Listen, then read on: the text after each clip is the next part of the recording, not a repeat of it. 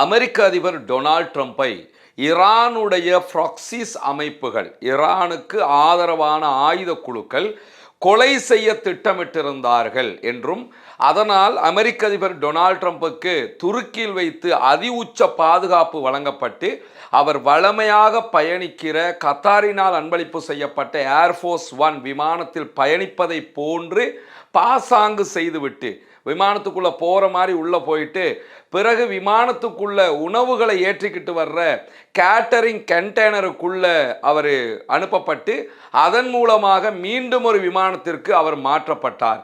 அந்த விமானத்தில் தான் அவர் பிரித்தானியாவுக்கு போய் இறங்குறாரு. இந்த சம்பவங்கள் எல்லாம் நடைபெற்று இன்றைக்கு ஒரு 20 நாட்கள் தாண்டி விட்டது. ஈரான் தன்னை தாக்கக்கூடும் என்பதற்காக அமெரிக்க அதிபர் டொனால்ட் ட்ரம்ப் ஒரு கேட்டரிங் கண்டெய்னருக்குள்ள ஒலிக்க வேண்டிய ஒரு நிலை உருவாகி இருந்தது. இது தொடர்பாக நேற்றைய நாளே நம்ம ஒரு விரிவான வீடியோவை வெளியிட்டிருந்தோம், என்ன நடந்தது என்பதை. அதற்கு பிறகு நேற்றைய இரவு வீடியோவிலையும் இது தொடர்பான செய்திகளை நம்ம சொல்லி இருந்தோம். இந்த நிலையில தான் இந்த விவகாரம் தொடர்பாக துருக்கியினுடைய நிலைப்பாடு என்ன, தன்னுடைய நாட்டுக்குள்ள நடைபெற்ற ஒரு சம்பவம் இது.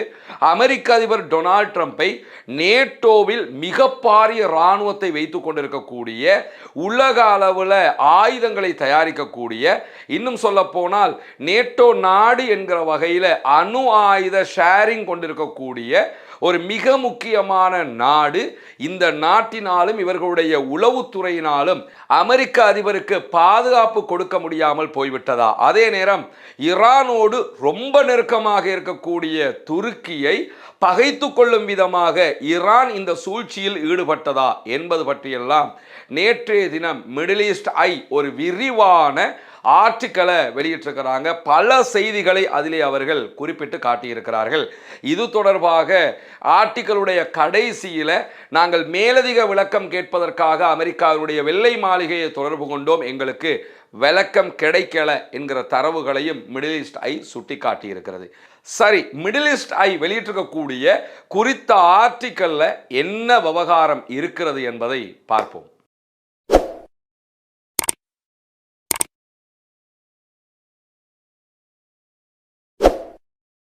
அன்பிற்கினிய சகோதர சகோதரிகளை, நம் அனைவர் மீதும் ஏக இறைவனுடைய அமைதியும் கருணையும் உண்டாகட்டுமாக என்கிற உயரிய பிரார்த்தனைகளோடு, அமெரிக்க அதிபர் டொனால்ட் ட்ரம்பை கொல்வதற்கு ஈரானுடைய சகாக்கள் முயற்சி செய்தார்கள் என்றும், அந்த கொலை முயற்சி என்பது பாரிய ஏவுகணை தாக்குதலாக இல்லாமல் தோளிலே சுமந்து நின்று தாக்குதல் நடத்தக்கூடிய ஒரு விதமான தாக்குதலாகத்தான் திட்டமிடப்பட்டிருந்ததாகவும், இந்த தகவல் இஸ்ரேலுடைய மொசாது உளவு பிரிவினூடாக அமெரிக்காவினுடைய உளவு பிரிவுக்கு செய்தியாக பரிமாற்றம் செய்யப்பட்டதாகவும், உடனடியாக ஜூலை மாதம் 20ஆம் தேதி துருக்கியில நேட்டோ மாநாட்டில் பங்கெடுத்திருந்த அமெரிக்க அதிபருக்கு இப்படி ஒரு அச்சுறுத்தல் இருக்கிறது என்கிற செய்திகளை அமெரிக்காவினுடைய உளவுத்துறை துருக்கியினுடைய உளவுத்துறைக்கு தகவலாக சொன்னதாகவும், அதன் பிறகுதான் உடனடியாக பாதுகாப்பு ஏற்பாடுகள் செய்யப்பட்டு கடைசியில் அமெரிக்க அதிபர் டொனால்ட் ட்ரம்ப் ஒரு சாப்பாட்டு பாக்ஸுக்குள்ள ஒளிச்சு இன்னொரு ஃப்ளைட்டுக்குள்ள மாற வேண்டிய நிர்பந்தம் ஏற்பட்டது என்பதும் தான் இப்பொழுது இருக்கக்கூடிய மிக முக்கியமான செய்தியாக இருக்கிறது. இந்த நிலையில மிடில் ஈஸ்ட் ஐ வெளியிட்டிருக்கக்கூடிய மேலதிக தரவுகள் பிரகாரம் சில விவகாரங்களை அவர்கள் சுட்டிக்காட்டுகிறார்கள். அங்காராவில் இருக்கக்கூடிய துருக்கியில நேட்டோ மாநாடு நடைபெற்ற மாநாட்டு அரங்கத்திற்கும் அங்க இருக்கக்கூடிய விமான நிலையத்துக்கும் இடையில எந்த தலைவர் விமான நிலையத்தில் வந்து இறங்கினாலும் அங்கிருந்து 10 நிமிடங்களுக்குள்ளாக மாநாட்டு நிகழ்வுக்கு போய் சேர்ந்துட முடியும். அதுக்கேற்ற மாதிரி தான் அந்த செட்டப் எல்லாம் அவங்க பண்ணி இருந்தாங்க. இன்னும் சொல்ல போனால் அங்காராவில் இருக்கக்கூடிய பொதுமக்கள் பயன்படுத்துகிற இடத்தை தவிர்த்து இராணுவ விமான நிலையத்தில் தான் இந்த ஏற்பாடுகளும் செய்யப்பட்டிருந்தது. ஆனால் இந்த விமான நிலையத்துக்கு இருக்கக்கூடிய ஒரு மைனஸாக என்ன சொல்லப்படுதுன்னு கேட்டால், விமான நிலையத்தை சுற்றி பொதுமக்கள் வாழக்கூடிய வாழ்விடங்கள், அபார்ட்மெண்ட்ஸ் நிறைய இருக்குது. இதையெல்லாம் எல்லாமே விமான நிலையத்திலிருந்து வெறும் 500 மீட்டர் தூரத்தில், 1/2 கிலோமீட்டர் தூரத்தில் தான் இருக்குது. எனவே ஏதோ ஒரு வீட்டுக்குள்ளே இருந்து கூட அமெரிக்க அதிபருடைய விமானத்தை நோக்கியோ அல்லது அவர் போகிற வாகனத்தை நோக்கியோ அட்டாக் பண்ண வாய்ப்பு இருக்கிறது. இந்த அடிப்படையில் தான் எங்களுக்கு தகவல் வந்திருக்குது, ஈரான் கண்டிப்பாக அமெரிக்க அதிபர் மேலே அட்டாக் பண்ண போகிறாங்க, எனவே பாதுகாப்பை பலப்படுத்துங்க, அவரை காப்பாற்றுங்கன்னு சொல்லி துடிச்சு போயிட்டாங்களாம் இஸ்ரேலுடைய அதிகாரிகள். இந்த செய்திகளுக்கு மத்தியில் தான் துருக்கி தற்போது சொல்லக்கூடிய செய்தியை என்னன்னு கேட்டால், இப்படி ஒரு உளவுத்துறை தகவலை இஸ்ரேல் திட்டமிட்டு கொடுத்தது. யதார்த்தத்தில் ஈரான் தாக்குதலுக்கு தயாராகவே இல்லை. ஈரானுடைய ப்ராக்சிஸ் அமைப்புகளும் அமெரிக்க அதிபர் டொனால்ட் ட்ரம்ப் மீது தாக்குதல் நடத்துவதற்கு எந்த முயற்சிகளையும் செய்யவே இல்லை. அமெரிக்காவை ஏமாற்றுவதற்காக, அமெரிக்க அதிபர் டொனால்ட் ட்ரம்பை திசை திருப்புவதற்காக இஸ்ரேலுடைய மொசாது செய்த ஒரு சூழ்ச்சிகரமான செயல்பாடு இது என்று சொல்லி இன்றைக்கு துருக்கியினுடைய அதிகாரிகள் இந்த செய்திகளை மொத்தமாக புறந்தள்ளி செய்திகளை வெளியிட்டிருக்கிறார்கள். என்ன காரணம், இஸ்ரேல் ஏன் இப்படி ஒரு சூழ்ச்சியை செய்தது என்பதையும் குறித்த மிடில் ஈஸ்ட் ஐனுடைய ஆர்டிக்கல் விரிவாகவே ஆராய்கிறது. அதாவது அமெரிக்காவுக்கும் ஈரானுக்கும் இடையில ஒரு மிகப்பெரிய வார் 40 நாட்கள் நடைபெற்றது நமக்கு தெரியும். அதற்கு பிறகு 12 நாட்கள் நடைபெற்றதெல்லாம் நமக்கு தெரியும். இந்த நிலையில அமெரிக்காவும் ஈரானும் ஒரு சமாதான உடன்படிக்கைக்கு நெருங்கி கொண்டிருந்தார்கள். குறிப்பாக ஹொர்முஸ் ஜலசந்தி தொடர்பான ஒரு சமாதான முடிவுக்கு தான் அவங்க நெருக்கமாகவே வந்து கொண்டிருந்தாங்க. இந்த தருணத்தில் ஹொர்முஸை அடிப்படையாக கொண்டு அமெரிக்கா ஈரானோடு ஒரு ஒப்பந்தம் செய்து கொண்டால் அது இஸ்ரேலுக்கு மிகப்பெரிய பின்னடைவாக அமைந்துவிடும். எப்படியாவது ஈரானுடனான சமாதான உடன்படிக்கை நடைபெறக்கூடாது என்பதில் இஸ்ரேல் ரொம்ப கவனமாக செயல்பட்டு வந்தது. ஏன்னா அந்த ஒப்பந்தத்தில் இருக்கக்கூடிய நிபந்தனைகள் எல்லாமே ஈரானுக்கு ரொம்ப பாசிட்டிவாக இருக்கிறது. ஈரானுடைய தடைகள் நீக்கப்படுவதாக இருக்கிறது, ஈரானுக்கு முதலீடுகள் வரும் வகையாக இருக்கிறது, ஈரானுக்கு நஷ்டஈடு தரணும்னு அமெரிக்கா சொல்றதாக இருக்கிறது. எல்லாமே ஈரானுக்கு பாசிட்டிவாகவே இருக்கிறது. எனவே ஈரான் வார்லையும் ஜெயிச்சிருக்கிறாங்க, ராஜதந்திரத்திலையும் ஜெயிச்சிருவாங்க. இனிமே ஈரானை சொல்லி அமெரிக்காவை பயங்காட்டிக்கிட்டு நமக்கு லாபம் எடுக்க முடியாது என்று நினைத்த யூதர்கள் திட்டமிட்ட வகையில் இந்த செய்தியை பரப்புகிறார்கள். முதல் காரணமே இந்த ஒப்பந்தத்தை சீர்குலைக்க வேண்டும். ஹொர்முஸ் ஜலசந்தியில் ஒரு சாதாரண நிலை வந்துவிடக் கூடாது என்பதில் இஸ்ரேல் மிக கவனமாக செயல்பட்டது. ஏன்னு சொன்னா, நேட்டோ உச்சி மாநாட்டில் கலந்து கொண்டு ஒரு தனிப்பட்ட பேச்சுவார்த்தையை துருக்கியினுடைய அதிபர் அர்துகானோடு அமெரிக்க அதிபர் டொனால்ட் ட்ரம்ப் நடத்துகிற நேரத்தில் சொன்ன செய்தி என்னன்னு கேட்டால், ஈரானோடு வார் முடிவுக்கு வந்து விட்டது, ஈரானுக்கும் எங்களுக்கும் இடையில் இனி சண்டை இல்லை, சமாதானம் தான் என்பதை மிக தெளிவாக சொல்லி இருந்தார். ஈரானோடு சமாதானம் வந்து விட்டது, இனி ஈரானோடு சண்டை இல்லை என்கிற வார்த்தைகளை ஒருபோதும் நெத்தன்யாகுவாலும் இஸ்ரேலிய யூதர்களாலும் ஜீரணிக்கவே முடியாது. காரணம் என்னன்னு கேட்டா, ஈரானை காட்டி காட்டி தான் தங்களுடைய வயிற்றையே நிரப்பி கொண்டிருந்தார்கள் யூதர்கள், இஸ்ரேலியர்கள். அப்படி இருக்கும்போது ஈரானோடு ஒரு சமாதானமா, அமெரிக்க அதிபருக்கும் அர்துகானுக்கும் இடையில நடைபெற்ற இந்த பேச்சுவார்த்தை ரொம்பவே இஸ்ரேலை பெரிய சங்கடத்துக்கு உள்ளாக்கி விட்டது.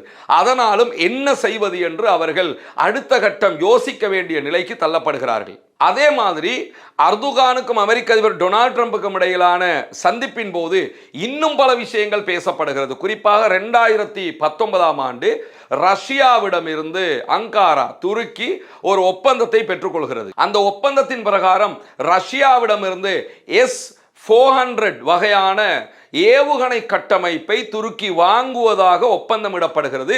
இது அமெரிக்காவுக்கு பிடிக்கல. அதனால அமெரிக்கா இந்த விவகாரத்தில் துருக்கி மேல சில தடைகளை விதித்திருந்தார்கள். குறிப்பிட்ட சந்திப்பில் அர்துகானும் அமெரிக்க அதிபர் டொனால்ட் ட்ரம்பும் பேசும்போது அந்த தடைகளையும் நாங்கள் நீக்குகிறோம் என்று சொன்னார் அமெரிக்க அதிபர் டொனால்ட் ட்ரம்ப். எனவே இது இரண்டாவது காரணம்.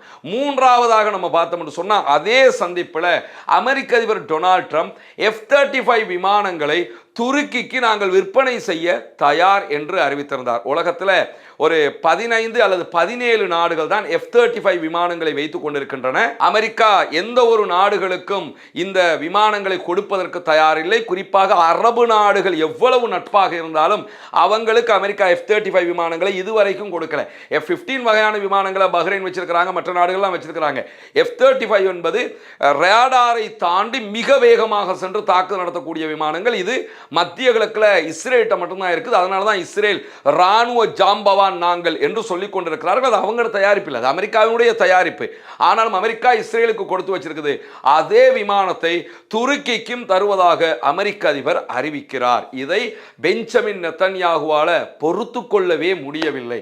எனவே ஒரு பக்கம் ஈரானோடு நட்பாகிறார்கள், ஈரானோடு சண்டை இல்லை, இனி சமாதானம் என்கிற இடத்திற்கு டொனால்ட் ட்ரம்ப் போயிட்டாரு. மறுபக்கமாக துருக்கியினுடைய அதிபர் அர்துகானோடு ரொம்ப நெருக்கமாயிட்டாரு, உறவு வலுப்படுத்தப்பட்டு கொண்டே வருகிறது. F-35 தர்றதாக சொல்லிட்டாரு. இது எல்லாமே அவர்களுக்கு பெருத்த தலையீடியாக மாறிவிட்டது. இப்படியான சூழல்ல தான் அமெரிக்க அதிபர் டொனால்ட் ட்ரம்பை எப்போதுமே இஸ்ரேல் பாதுகாக்க விரும்புகிறது. இஸ்ரேல்னா உங்களை பாதுகாக்கிறதுக்காகத்தான் நாங்களே இருக்கிறோங்கிற விதமாக ஒரு பில்டப்பை காட்டி அமெரிக்க அதிபர் டொனால்ட் ட்ரம்பை ஏமாற்றம் அடைய செய்து ஈரானோடு இன்னும் ஒரு முறுகலை உண்டாக்கி மீண்டும் ஒரு சண்டைக்கு ஈரானோடு அமெரிக்காவை இழுத்து விடுவதற்காகத்தான் இந்த வேலை எல்லாத்தையுமே இஸ்ரேல் திட்டமிட்டது என்று சொல்லி துருக்கியினுடைய அதிகாரிகள் நம்ப தலைப்பட்டிருக்கிறார்கள். அமெரிக்க அதிபர் டொனால்ட் ட்ரம்ப் ஒளிச்சு ஓடினதெல்லாம் உண்மை. ஆனால் ஈரான் தாக்கப் போகிறது என்கிற செய்திகள் பொய்யானது, தவறானது. அப்படி ஒரு சிச்சுவேஷனே அங்கே இருக்கல என்று சொல்லியும் இதை கிரியேட் பண்ணினதை யாருன்னு கேட்டா இஸ்ரேல் தான் என்பதுதான் இங்கு இருக்கக்கூடிய மிக முக்கியமான பாயிண்டாக இருக்கிறது. அதை தாண்டி இந்த இடத்துல இன்னும் ஒரு விவகாரமும் என்ன இருக்குதுன்னு கேட்டா, துருக்கிக்குள்ள ஈரானிய குழுக்கள் இதற்கு முன்பதாக தாக்குதல்களை நடத்தவில்லையா அப்படின்னு பார்த்தீங்கன்னா ஆல்ரெடி துருக்கிக்குள்ள தாக்குதல்களை நடத்தியதற்கான முன்னுதாரணங்கள் இருக்கிறது. ஆனால் அந்த தாக்குதல்கள் எல்லாமே ஒரு சாதாரண துப்பாக்கி சூடாகத்தான் இருந்திருக்கிறது. 2-3 தடவைகள் துப்பாக்கி சூடுகளோடு நின்றிருக்கிறதை தவிர ஒரு பாரிய பிளாஸ்டையோ அல்லது மிகப்பெரிய தாக்குதலையோ துருக்கிக்குள்ள எந்த சந்தர்ப்பத்திலையுமே ஈரான் நடத்தலை.